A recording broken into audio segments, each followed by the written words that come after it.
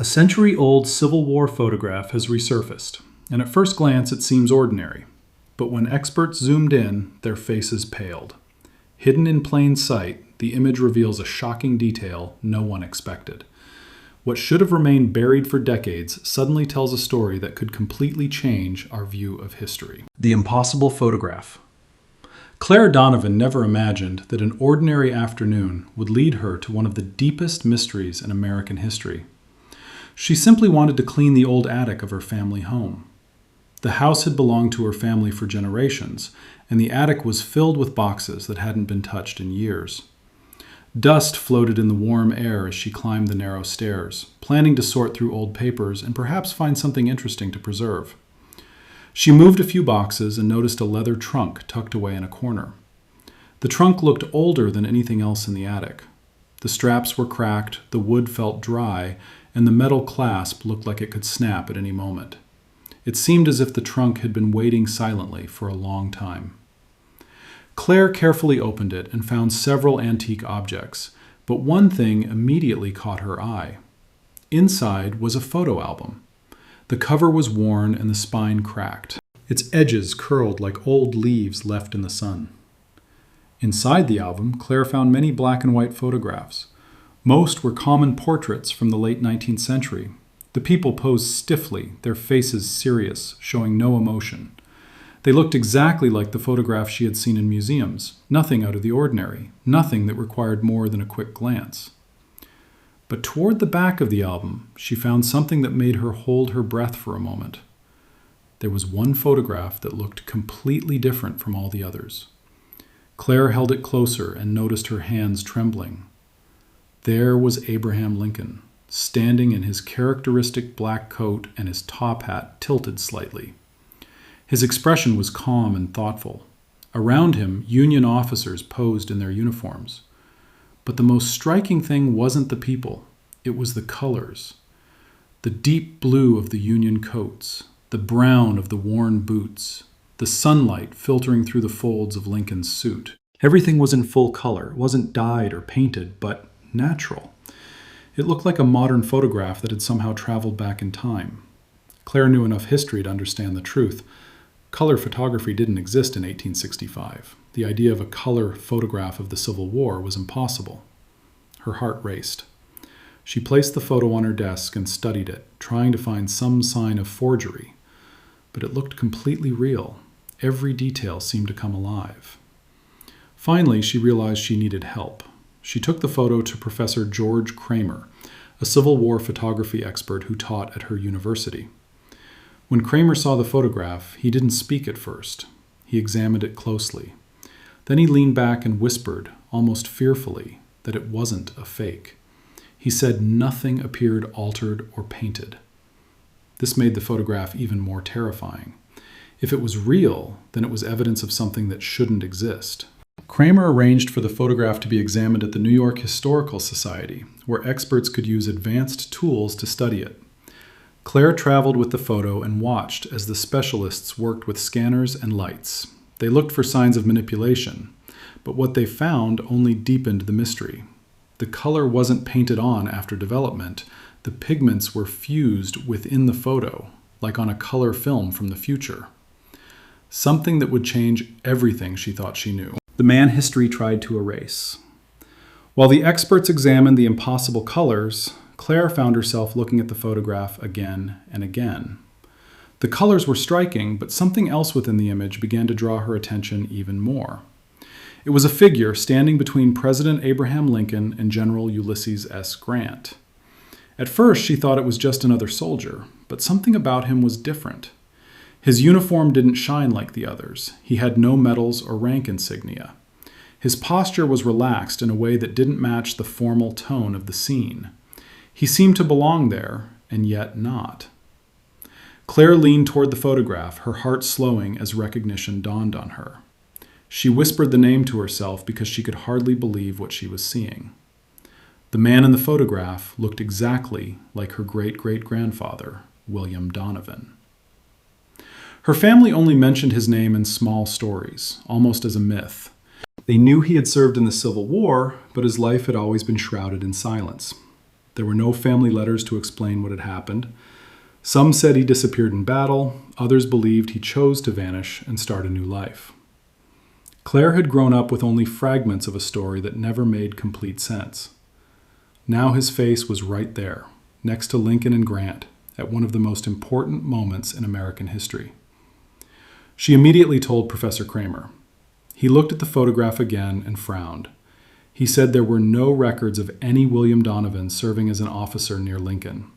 He searched lists and records but found nothing.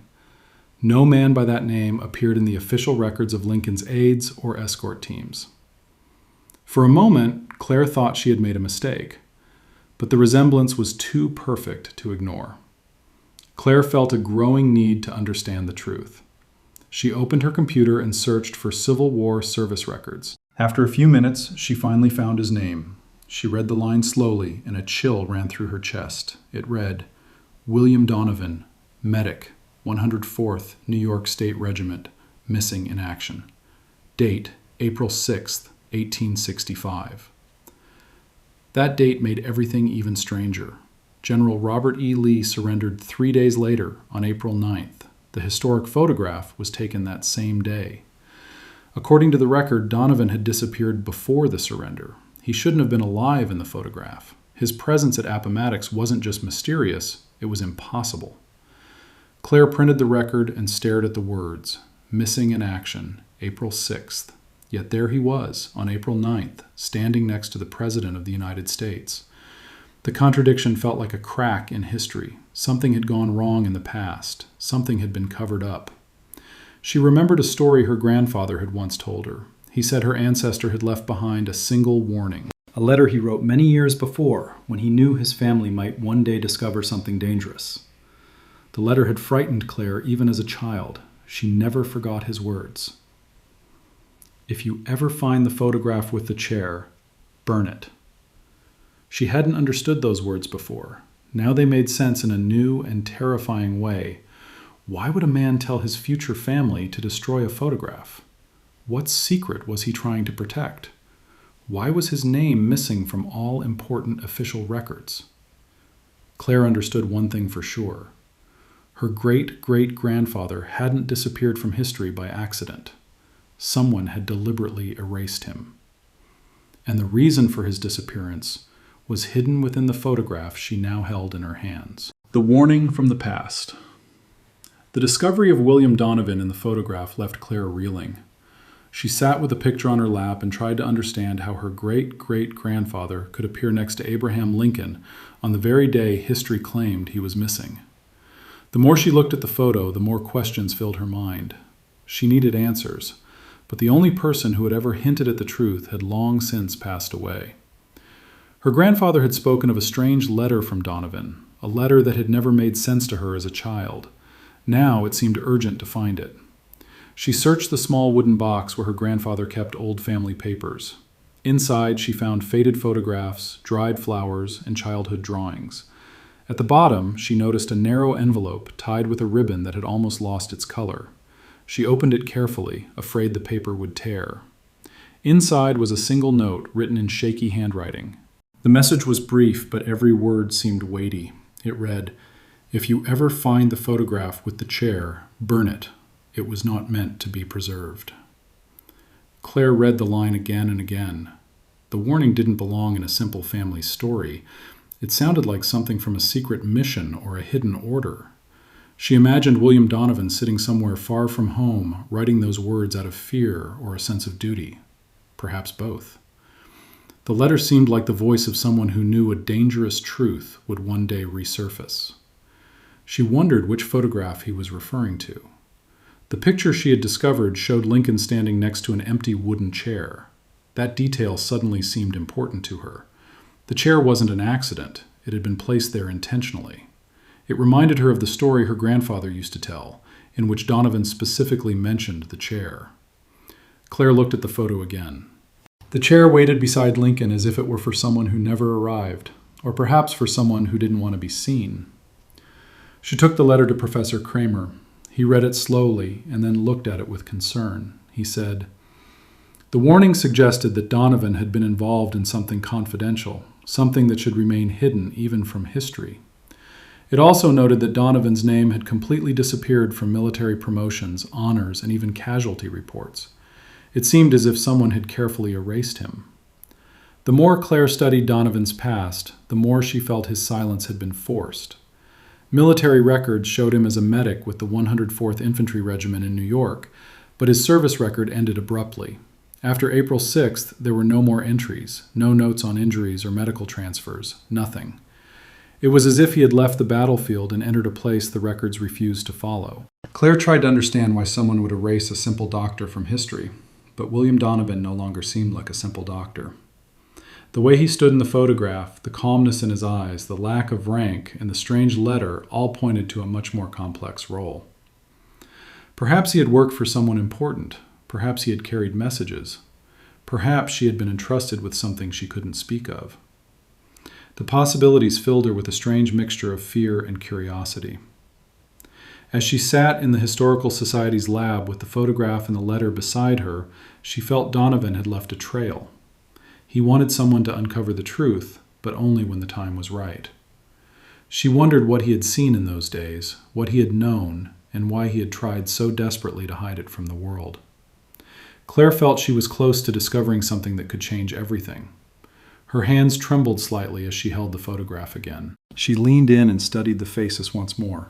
Lincoln, Grant, Union officers, and William Donovan standing calmly where no record said he should be. She looked at Kramer, waiting for guidance. Before she could speak, her phone vibrated. Kramer checked the screen, his expression changing. He told her he had found something in the War Department files, something buried, something that was not meant for ordinary eyes. Lincoln's Secret Network. Professor Kramer paced the room, phone still in hand. His movements were precise, almost restless. Claire felt her heart race as she followed him to the desk, opened a digital file, and turned the screen toward her. The document he had found was old, faded, and stained with age. It looked as if it had been buried deep in government records for over a century. The document was a War Department field memo. It contained only one short line. Doobie D transferred to Shadow Post at Al's request, not to be recorded. Claire read the sentence aloud. She felt an electric chill run through her body. WD could only mean William Donovan, and Al was a private nickname used by Lincoln's closest aides when writing personal notes. This meant that Abraham Lincoln himself had given an order involving his ancestor. The instruction clearly stated that Donovan had been assigned to a shadow post, and that the assignment was not to be recorded in the official record. Claire leaned back in her chair. This single sentence explained why there were no military records on Donovan after April 6th. He hadn't disappeared.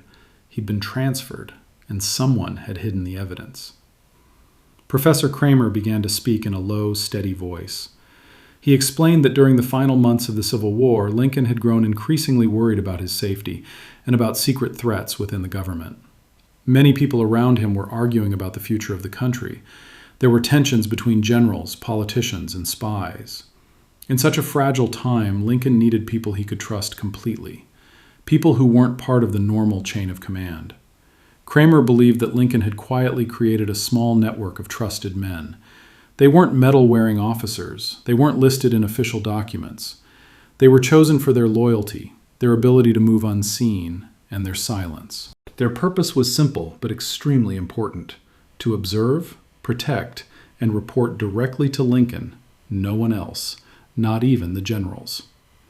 This theory was reinforced when Kramer found a reference in an old field journal written by an officer who served near Appomattox. The journal mentioned temporary escorts assigned for sensitive travel between command zones. It stated that these escorts were selected from outside the normal ranks and that their names were kept off the lists. They were never promoted or recognized. They were chosen because no one would notice them. Claire imagined her great-great-grandfather silently walking through camps and across battlefields with messages, warnings, and responsibilities that few understood, making the photograph feel even more powerful. Donovan no longer seemed like just a medic. He seemed like someone with a secret duty. The biggest shock came when Elsa, the forensic imaging specialist, called Claire and Kramer back to the scanning table. She had rescanned Donovan's under uniform, and a fold of fabric near the collar revealed a small, sewn-on patch, almost invisible to the naked eye. The lettering was faint but clear. Under magnification it read, P.E.C. The eye patch changed everything. It proved that Donovan had been placed directly next to Lincoln for a reason that had nothing to do with ordinary military service, showing that his presence on Appomattox had been intentionally planned. It also explained why someone had erased all his records. He was part of a group that shouldn't appear anywhere. For Claire, this was both exciting and terrifying. The photo was no longer just a familiar find. It had become evidence of a hidden circle within the final days of the war, a circle that perhaps knew more about the dangers surrounding Lincoln than anyone had imagined. But then Elsa adjusted the scanner once more. Her eyes narrowed. She leaned toward the screen and said she had found something else beneath Donovan's uniform. Something far more terrifying than an eye patch. The message that changes everything. She simply pointed at the screen and gestured for Claire and Professor Kramer to come closer. The scanner had revealed something hidden beneath the collar of William Donovan's uniform. At first, it looked like a cluster of tiny dark threads, but when Elsa adjusted the lighting and increased the contrast, the threads formed letters. Then the letters formed words. The words were small, faint, and stitched directly into the fabric as if they had never been meant to be seen. They read, "Target verified. Keep until April 14th. The room fell completely silent. Claire felt a wave of cold run through her body. April 14th, 1865 was the night President Abraham Lincoln was assassinated at Ford's Theater. The message suggested that someone already knew the president was in danger. It also indicated that Donovan had been assigned to monitor that threat right up until the night of the tragedy. Professor Kramer rubbed his forehead and whispered that this wasn't normal military language. He said it sounded like the kind of instruction used in intelligence work or covert operations. The phrase, "target verified," implied that someone had identified a real and confirmed danger. The phrase, "hold until," suggested that Donovan's mission had a time limit, a countdown, a moment when everything would change. Claire looked at the photograph again. Donovan stood behind Lincoln, his face serene, but now she knew he wasn't simply standing by. He had been protecting someone who was already marked. Claire asked Elsa if the embroidery could have been added later. Elsa shook her head. He explained that the threads had aged naturally with the fabric, perfectly matching the wear of the fibers. The message had been there since 1865. It was authentic. Professor Kramer spoke softly about the timeline. The photograph was taken on April 9th in Appomattox, when General Robert E. Lee surrendered. Lincoln was still alive at that time. Donovan was still by his side. The message sewn into his uniform instructed him to remain on guard until April 14th. That meant there were 5 days between the surrender and the assassination. 5 days in which Donovan's fate became a mystery. Claire remembered the warning in Donovan's letter. If you ever find the photograph with the chair, burn it. She finally understood why he had written those words. The photo wasn't just evidence of early color photography. It was proof that someone had known about a threat against the president, revealing that a secret network existed and that Donovan had been part of it. Anyone who kept the photo was preserving evidence of a hidden conspiracy. She imagined Donovan writing that letter with trembling hands. He must have known that the truth could endanger even future generations. He must have known that his disappearance was necessary. Perhaps he had been silenced. Perhaps he died shortly after the murder. Perhaps he went into hiding under new orders. Claire felt a lump in her throat as she looked at his face in the photograph. He looked calm, but also serious, as if he understood the weight of his duty. She wondered if he had tried to warn someone. She wondered if he had seen something in those last few days that history never recorded. And she wondered what else the photograph concealed. Because if a stitched message could reveal so much, impossible colors might hold secrets of their own. The color technology Lincoln left behind. Even after discovering the hidden message on Donovan's uniform, the team couldn't ignore the most unusual aspect of the photograph. The colors still looked too perfect and real for any technology that existed in 1865. The photograph displayed deep blues, warm browns, and natural sunlight that no Civil War camera could have captured. It looked like a modern image trapped in an ancient world. Elsa placed the photograph under another type of spectral scanner. This machine could read layers of pigment that the human eye couldn't detect. Slowly, the image began to glow on the screen. Claire watched as the scanner separated the colors into thin layers. What appeared surprised even the experts. The pigments weren't painted on the surface. They were fused within the photograph's emulsion itself. Elsa explained that the colors had bonded to the silver salts at the moment the photo was taken. This meant the color was original and natural, not added later. She said it reminded her of early Kodachrome photography, which wasn't InKO, yet somehow this 1865 photograph retained its color in the same way. Professor Kramer leaned over the screen and shook his head in disbelief. He said Civil War photography relied on silver prints on albumin paper. Those prints were never designed to preserve color. They captured only black and white images, faded easily, were fragile, and yet the photograph Claire found had survived for over a century without losing its rich tones. Experts studied the pigments more closely. They found traces of natural dyes such as beetroot and indigo. These dyes were common for coloring fabrics in the 19th century, but there were no historical records showing they had been used in photography. The idea that someone would mix natural dyes with light and boomerang-sensitive chemicals meant that photography was more advanced than anything known at the time. Claire wondered if Lincoln had sensed that the world around him was changing. She wondered if he had wanted to leave a more vivid legacy than drawings or letters. Perhaps he believed that a color photograph could capture the truth of the moment in a way that nothing else could. This made Claire think again of William Donovan. If Lincoln requested a special color plate and created a secret escort group, someone must be responsible for protecting the photograph. Someone quiet, someone trustworthy. Someone like Donovan. The more she looked at the photograph, the more she believed it wasn't just a piece of history, but a message meant for the future. A message that Donovan had risked his life to protect. A message that someone had tried to hide, erasing it from the records. As Claire flipped through the pages of the photo album again, she noticed something she hadn't seen before. A small seam in the album's cover had loosened over time. She touched it gently and felt a thin object inside. Carefully, she pulled out a fragile envelope that had been hidden for more than a century. There was no seal or address, only one word written on the front: for William. Inside the envelope was a letter that would reveal the truth about Donovan's mission and the real reason he vanished from history. Donovan's final order. Donovan's final order arrived in a fragile, yellowed letter, its edges worn with age.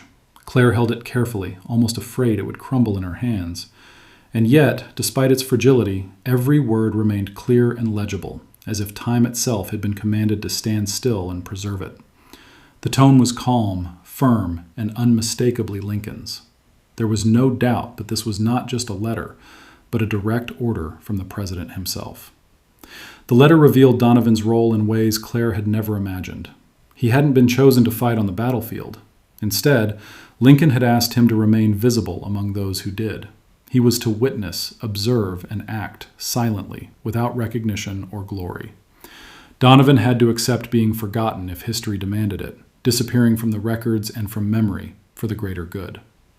This explained the years of mystery that surrounded him and why military documents seemed to erase any trace of his service. Claire's mind returned to the photograph Donovan had insisted be burned. Now she understood that his warning stemmed not from fear, but from strict obedience. The photo was never meant for her eyes alone. It was a secret for the future, to be revealed only when the time was right. Lincoln's order of silence had hidden Donovan in plain sight, ensuring that the story of that final, decisive moment remained hidden. The letter, along with the photograph, the distinctive patch Donovan had worn, and the carefully preserved message, painted a vivid portrait of a silent guardian. Donovan had been connected to Lincoln's final days in a way that history had never revealed. He had protected the president, guarded secrets that could alter what the world knew about that era, and remained invisible while others took center stage. Each artifact confirmed that he had lived a life of quiet courage, guided by duty rather than ambition. As Claire pieced together the story, the weight of the truth settled heavily on her shoulders. Her ancestor had been part of something far greater than anyone could imagine. He had protected a secret that, if revealed, could rewrite the history of Lincoln's final moments. The bravery had been silent, the sacrifice unseen, but the impact enormous. And yet, as Claire looked again at the old photograph and the letter, one question lingered in her mind, stubborn and unsettling. Why was the chair next to Lincoln empty?